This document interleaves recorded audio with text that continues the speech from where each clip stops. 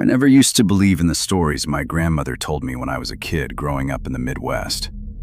Sitting on her porch in the humid dark, she would lower her voice and talk about things that hid in the cornfields and the shadows between houses, things that watched and waited.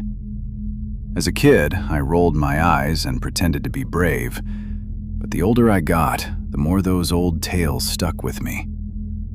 When I moved away to college in a small town in upstate New York, those stories were nothing more than fond memories. I wasn't expecting to encounter anything stranger than a roommate who didn't wash his dishes or an early morning fire drill. But I couldn't have been more wrong. I took a part-time job to help pay tuition. It wasn't glamorous, an overnight security gig at the county museum, and the manager told me on my first shift that the building was old and creaked like a bad knee. My job was to walk the halls every hour, make sure all the doors were locked, and call the sheriff if anything looked off. The museum itself was housed in a 180-year-old courthouse with high ceilings and long corridors lined with portraits of stern men in powdered wigs. The exhibit rooms were full of artifacts: glass cases of antique weapons, faded uniforms, taxidermied animals. It smelled like dust and old wood. The first few nights were uneventful. I'd bring my thermos of coffee and a novel to read. The building was quiet, except for the hum of the ventilation system and the occasional pop of old wood. Around 2 or 3 in the morning, the whole world felt like it was asleep, and I was the only one awake on Earth. I started to feel comfortable. Then, on my 4th night, I heard footsteps. I was making my rounds, flashlight beams sweeping along the exhibits, when I froze. At the far end of the corridor, down near the Revolutionary War display, I heard the distinct, hollow sound of shoes on hardwood. It wasn't the random creaks I'd gotten used to. It was rhythmic, measured, as if someone was walking deliberately in the darkness. I called out, thinking maybe one of the trustees had come in late without telling me. No one answered. I shined my light down the hall. The beam illuminated rows of glass cases and the portraits on the walls, but nobody was there. The footsteps continued for a few seconds, and then stopped abruptly. All I could hear was my own breathing and the distant hum of the air vents. My heart was racing, but I forced myself to walk down that corridor. My keys jingled in my hand, and I tried to look professional, like I wasn't about to bolt out of the building. I checked every room. I checked the bathrooms. Everything was locked, silent, empty. I wrote it off to nerves and maybe the building settling. But when I told the manager the next morning, he gave me a look that made my stomach drop. He said I was the 3rd guard in a year to mention footsteps. He told me not to worry, because there hadn't been any break-ins for years. But if it made me feel better, I could carry a can of pepper spray. I decided to keep the job, partly because I needed the money, and partly because I wanted to prove to myself that I was braver than a few creaks. For a while, things were quiet again. Then, one night near Halloween, when the trees outside were bare and the wind was howling against the courthouse walls, I saw the man in the portrait move.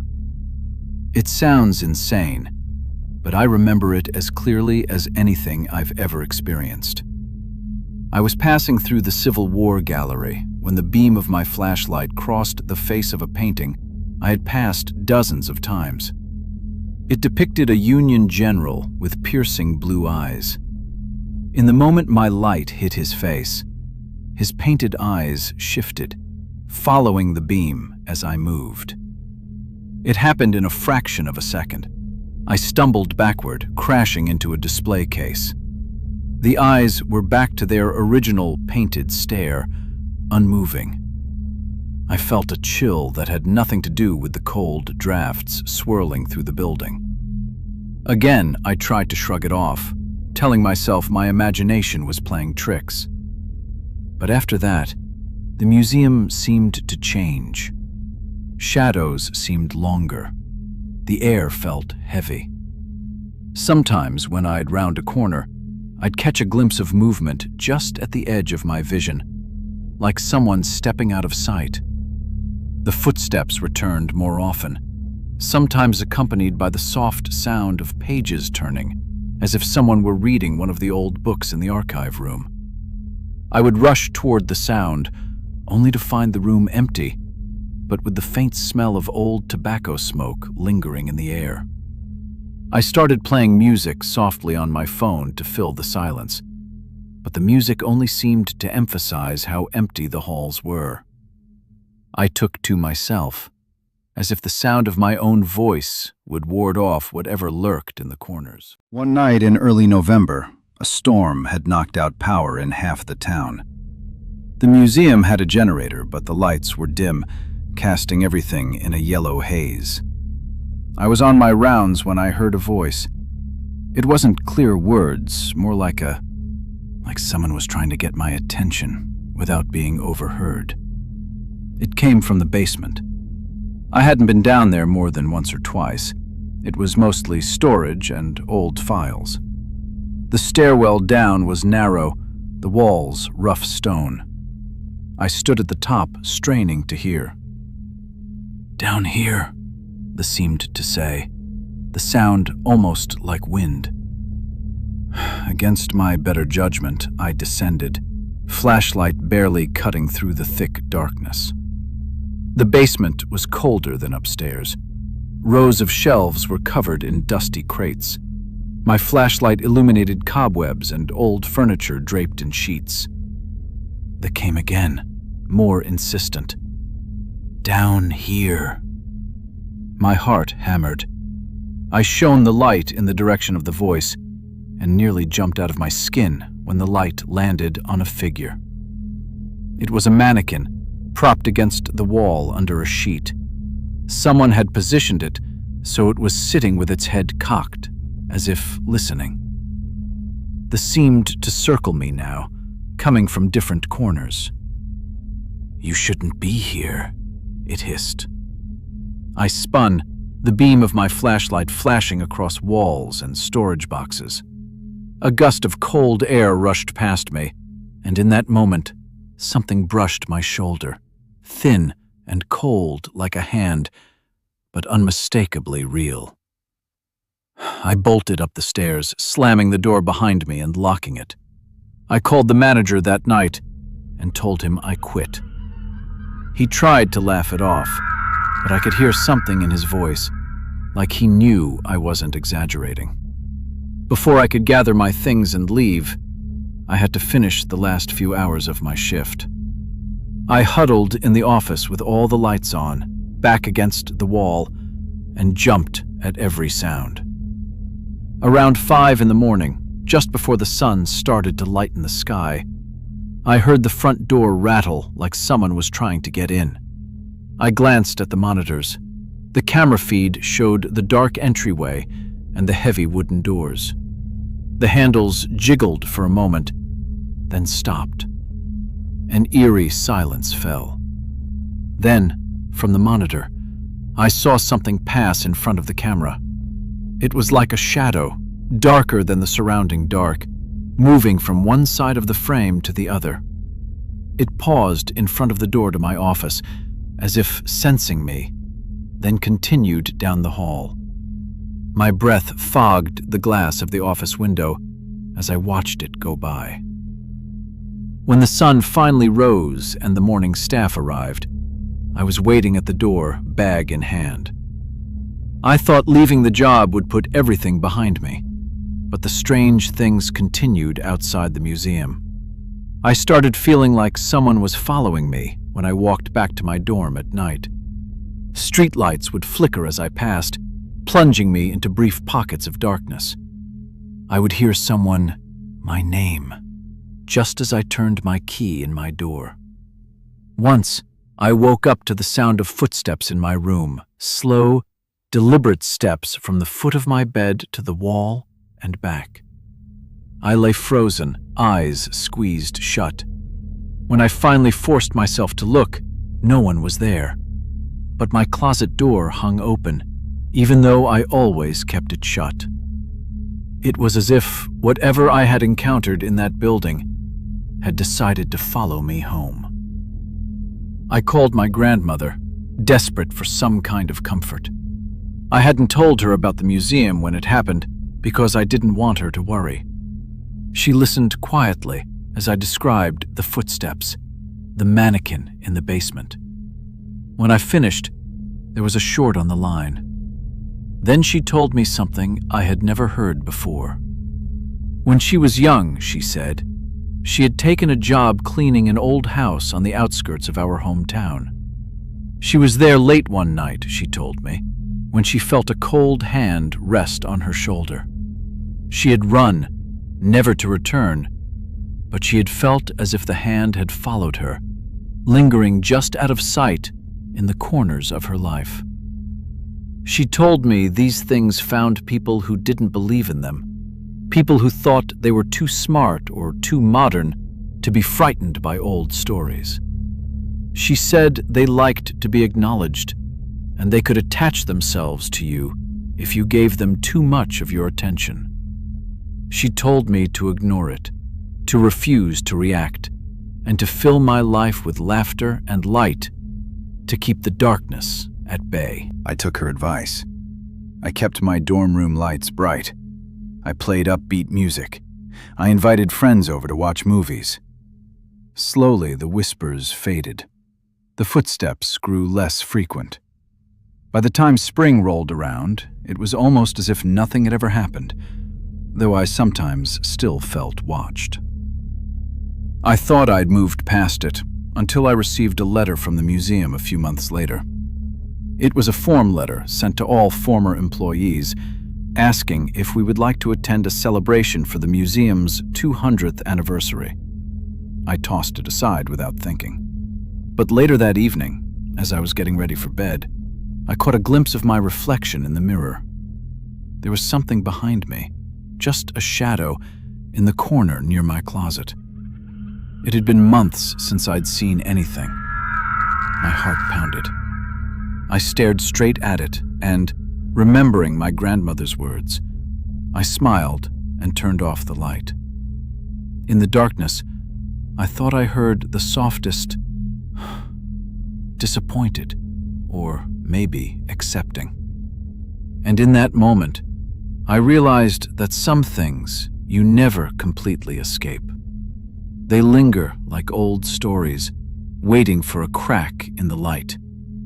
You can either let them terrify you forever, or acknowledge them and learn to live with the fact that there are corners of this world we will never fully understand.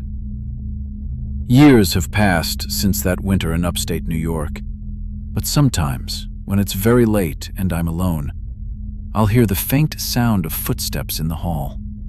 I'll smell dust and tobacco smoke where neither should be. I'll see the eyes of a portrait seem to follow me. It doesn't scare me the way it once did. It makes me respect the stories my grandmother told, and the ones told by channels like Whispered Diaries and Mr. Nightmare. Those stories aren't just entertainment. They are warnings and reminders. There are things in this world that linger in the dark, in old buildings, in the spaces between our breaths. And sometimes they notice us noticing them. I write this now for anyone who has ever worked alone at night. Anyone who has ever felt the hair on the back of their neck stand up for no reason. Anyone who thinks they are too rational to be afraid. You can laugh at the old tales. You can call it superstition. But remember that belief doesn't birth these things. Awareness does. If you find yourself hearing footsteps where there should be none, or feeling watched in an empty room, do yourself a favor. Turn on the light. Fill the space with something joyful, and above all, respect what you do not understand. Because some stories don't end when the credits roll or when the video stops. Some stories stay with you, whispering just at the edge of hearing, waiting for you to listen. Despite everything, I still love the open road. A couple of summers after I left the museum job, I drove cross-country to visit family in California. For days, it was just me, a cooler full of snacks, and the endless ribbon of highway cutting through farmland and desert. One evening in Kansas, the sun was sinking low, turning the sky orange and purple, when I realized I needed gas. The next station on my map was a rest stop 20 miles ahead. By the time I pulled in, the sky was dark and the neon lights flickered, half the letters burnt out. I was the only car there. I filled my tank and then went inside to use the restroom and buy some coffee for the road. The clerk barely looked up from his magazine as I entered. The smell of stale popcorn and cleaning supplies hung in the air. I found the bathroom down a narrow hallway.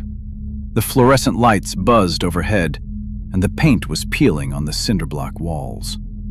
As I washed my hands, the faucet sputtering, I heard a soft sound, a sob, muffled, like someone trying not to be heard.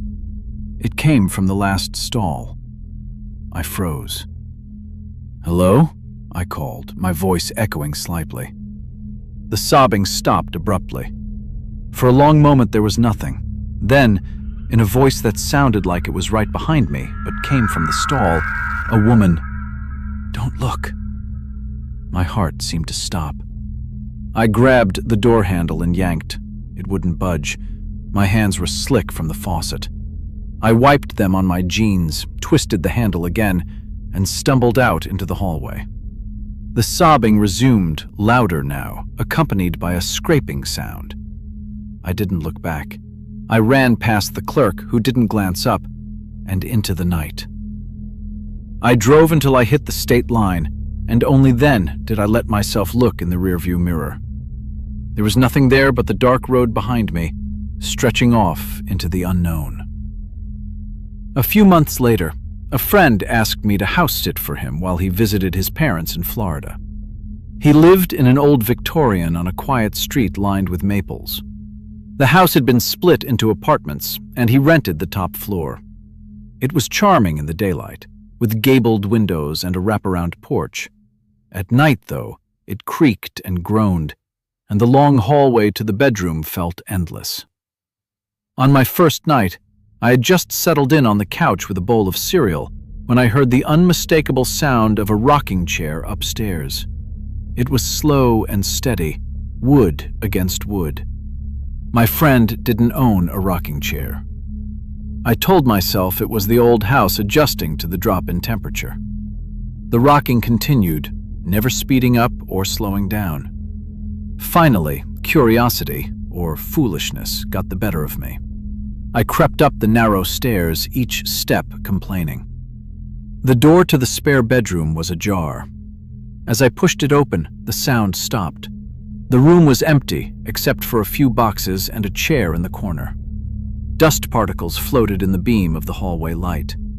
I turned to leave, and just as I did, the chair began to rock, slow, deliberate, as if propelled by someone I couldn't see. I closed the door gently, whispered an apology, and slept on the couch, television on to drown out the sound of the unseen occupant passing the night. These experiences taught me something the textbooks and podcasts never mentioned. Horror doesn't always announce itself with screams or gore. It sometimes comes as a soft voice in an empty bathroom, a painted eye that shifts when it shouldn't, a chair that rocks when no one is in it. It nestles into the ordinary, waiting for a moment when your guard is down. The American landscape is full of lonely places. Miles of highway, small-town museums, Victorian houses that hold memories, leftover emotions, maybe even echoes of people who refuse to leave. When you drive across the country at night, it isn't just you and your car. When you flip on the light in a quiet house, you don't know what might be watching. That realization is both terrifying and, strangely, grounding. It means the world is stranger than we think, that our rational explanations don't encompass everything. It means there is still mystery. Now, when my friends ask me for a scary story, I don't embellish or invent. I tell them about the museum and the footsteps, the rest stop and the whisper, the rocking chair that refused to be still. I watch their expressions change from skepticism to uneasy understanding. Some laugh, some glance nervously over their shoulders. Most of them sleep with a light on that night. I remind them not to seek these experiences out, because they often find you when you least expect it. I remind them to listen to their elders when they tell stories, because sometimes those tales are warnings encoded in entertainment. As for me, I've learned to respect the quiet moments and the dark spaces. I lock doors, not just to keep people out, but because routine and caution feel like a ritual. I still hear things I can't explain, but I no longer let fear control me. I acknowledge the unknown, and then I move forward. And every now and then, when I catch a shadow moving in a way that shadows shouldn't, I think of my grandmother's porch, the smell of cornfields, and the stories whispered in the humid dark.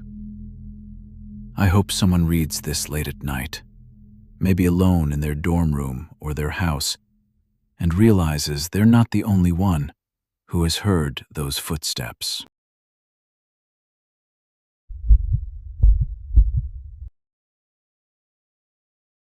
This wasn't the end. It never is. Subscribe before the next story finds you.